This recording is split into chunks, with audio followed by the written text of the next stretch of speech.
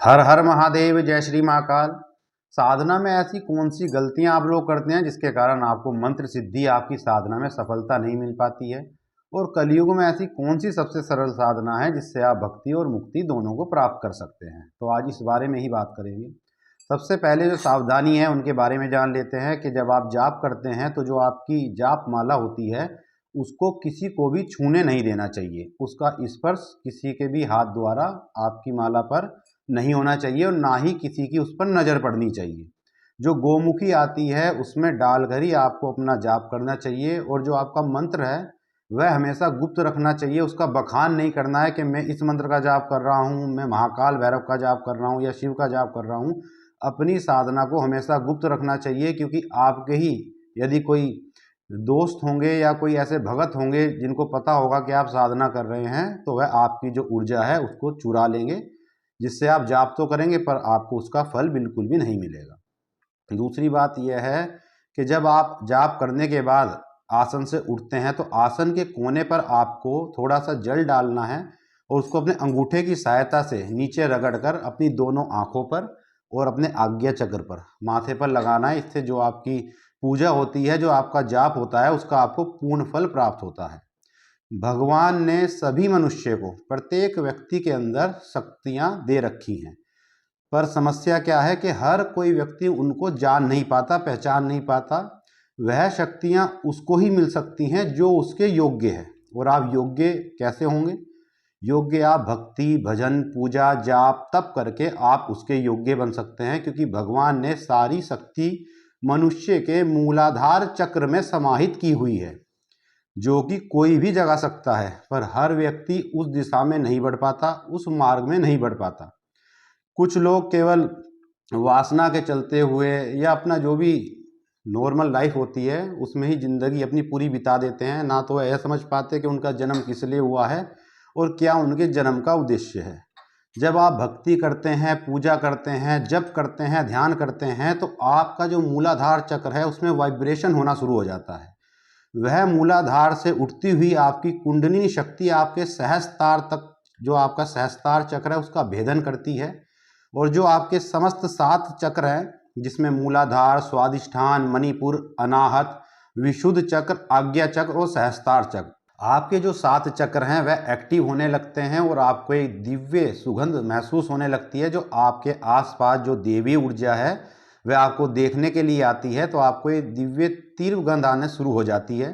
उसके साथ ही आपकी जो दिव्य दृष्टि है, आपका आज्ञा चक्र है, वह खुलना शुरू हो जाता है। आपको दूसरे के बारे में पता लगना शुरू हो जाता है, उसके साथ क्या समस्या चल रही है या दूसरे के मन में आपके प्रति क्या चल रहा है। और आपको दिव्य दर्शन भी हो सकते हैं देवताओं के अपने आज्ञा चक्र पर, या सामने भी आपके प्रत्यक्ष हो सकते हैं यदि आपकी भक्ति उस काबिल है तो।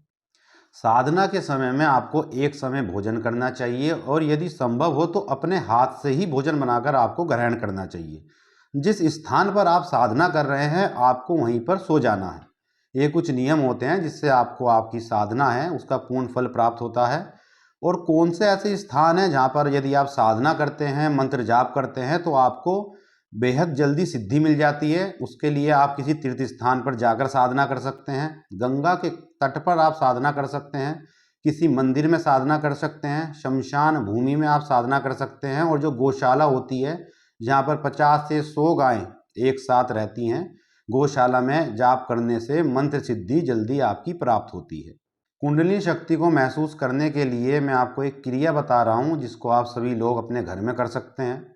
सबसे पहले तो आपको प्राणायाम करना है, सांस अंदर लेना है, बाहर लेना है, और एक क्रिया होती है जिसको बोलते हैं रेचक, कुंभक और पूरक। रेचक का अर्थ होता है श्वास को छोड़ना, पूरक का अर्थ होता है श्वास को लेना, और कुंभक का अर्थ होता है कि श्वास को जो आपने अंदर लिया है या बाहर छोड़ा है उसको कुछ देर के लिए रोकना। उस अवस्था में आपको अपने इष्ट का ध्यान करना है और अपने जो इष्ट मंत्र है उसका आपको जाप करना है। इसका आप धीरे धीरे अभ्यास करेंगे तो आपकी जो कुंडलिनी है वह उठना शुरू हो जाएगी, उसमें वाइब्रेशन होना शुरू हो जाएगा। जैसे आप सांस अंदर की ओर लेते हैं और उसको अंदर रोकते हैं तो उसको बोलते हैं अभ्यंतर कुंभक, और जैसे ही आप बाहर की तरफ सांस लेते हैं तो उसको बोलते हैं बाह्य कुंभक। तो अपनी सांसों को रोकने का प्रयास कीजिए, क्योंकि प्रत्येक व्यक्ति बिना सांस के 2 से 3 मिनट भी जीवित नहीं रह सकता।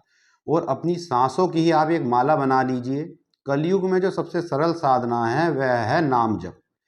जितना आप नाम जप करेंगे, कोई भी अपना एक इष्ट देवता आप चुन लीजिए जिसमें आपकी रुचि है, और उसका ही आप नाम जाप करते रहिए। आप कुछ देख रहे हैं तब अपने मन में नाम जाप करते रहिए, आप कोई कार्य कर रहे हैं तब आप नाम जाप करते रहिए। क्योंकि जो वाल्मीकि जी जो थे, जिनका नाम था रत्नाकर डाकू, उनको नारद जी ने राम नाम की ही दीक्षा दी थी, और मरा मरा मरा मरा उल्टा नाम जपते हुए भी वह सिद्ध हो गए थे। उन्होंने रामायण की रचना की थी। तो ये है नाम जप की महिमा।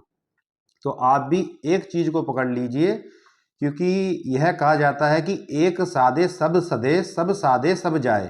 तो एक चीज़ को साध लोगे तो सारी सिद्धियां सारी आपके पास अपने आप ही स्वयं आ जाएगी। अगर लालच में आकर आप भूत प्रेत जिनकी साधना करेंगे तो आप अपना तो खुद को बर्बाद करेंगे, साथ में अपने जो घर परिवार है उसको भी बर्बाद कर लेंगे। तो जो भी आपके इष्ट हैं, जिसको भी आप ज़्यादा मानते हैं, चाहे वह लड्डू गोपाल हो, शिव जी हों, कृष्ण जी हों, चाहे विष्णु जी हो, हनुमान जी हो, तो शिव शिव शिव शिव, राम राम राम राम, एक नाम आप पकड़ लीजिए आज से ही। उसका 10 से 15 मिनट या 20 मिनट आपको कंटिन्यू जाप करना है। जब भी आप खाली बैठे हैं, आपके पास कोई कार्य नहीं है, तो मन मन में उसकी आपकी माला जो है चलती रहनी चाहिए। सांस के जैसे आपकी सांस चलती रहती है, ऐसे ही आपका जाप चलता रहना चाहिए। और एक समय ऐसा आता है इसमें कि जब आप सो रहे होते हैं तो जो आपका अवचेतन मन है वह अपने आप ही उस मंत्र का जाप करता रहता है। आप सो रहे हैं पर आपकी साधना, आपका मंत्र जाप तब भी चलता रहता है।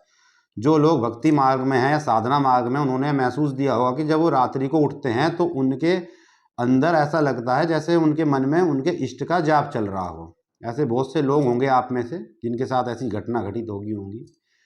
तो ये कुछ सावधानियां थी, ये कुछ नियम थे जिससे आप साधना का पूर्ण फल प्राप्त कर सकते हैं। कुंडलिनी शक्ति जो है, उसका जो भोजन है वह है आपका भजन और ध्यान। जितना आप उसको भजन और ध्यान देंगे, यह मान लीजिए कि उसका खाना है कुंडलिनी शक्ति का। जितना आप भजन और ध्यान करेंगे वह ऊपर की ओर उठती चली जाएगी, और जब आप यह बंद कर देंगे तो वह स्वतः ही अपनी जो उसकी वास्तविक अवस्था है, जैसा कि बताते हैं कि सांप की सर्पणी आकार की कुंडलिनी जो है, कुंडलिनी हमारे आपके मूलाधार में बैठी रहती है, फिर से सो जाएगी। तो आपके जैसे 2 से 3 चक जागृत हो गए। इसका मतलब ये नहीं है कि आप बहुत बड़े विद्वान बन गए, आपने सभी सिद्धियां अर्जित कर ली।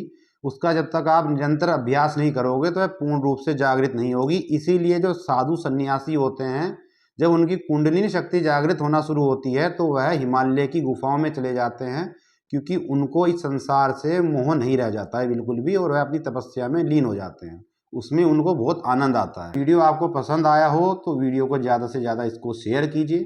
चैनल पर नए हैं तो चैनल को सब्सक्राइब कीजिए। महाकाल माँ भगवती की कृपा आप सभी पर बनी रहे। हर हर महादेव। जय श्री महाकाल।